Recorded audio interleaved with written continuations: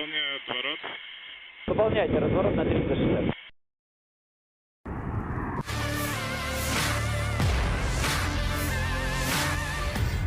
Высокоточными ракетами большой дальности морского Militer базирования Rusia tak «Калибр» mengendorkan serangan ke pertahanan dan menyasar peralatan militer Ukraina. Memasuki hari 153, militer Kremlin dari matra darat dan udara terus mengepung tentara Ukraina. Hasil dari serangan persenjataan presisi tinggi Angkatan Udara Rusia di dekat Nikolaev, satu batalion artileri dari Brigadi Infanteri Bermotor Angkatan Bersenjata Ukraina ke-59 dieliminasi. Lebih dari 70% personel dan senjatanya dinetralkan, kata juru bicara militer Rusia Letnan Jenderal Igor Konasenkov, tanggal 26 Juli.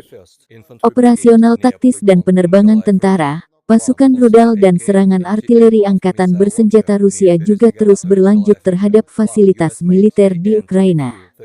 Pada siang hari, 8 pos komando dihancurkan, termasuk unit Brigadi Mekanik ke-14 di dekat Sol, Republik Rakyat Donetsk, Brigadi Serangan Lintas Udara ke-28 dan ke-79 di dekat Nikolaev, dan Brigadi Infanteri ke-61 dekat poligon di wilayah Nikolaev, kata Igor.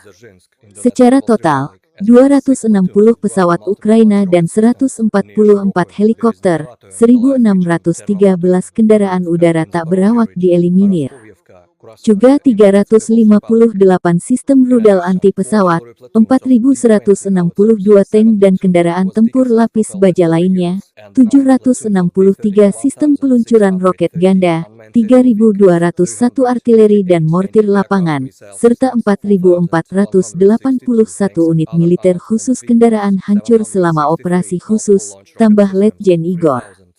Dari kubu Kyiv, Kemenhan Ukraina merilis 170 tentara Rusia dieliminir dalam 24 jam terakhir.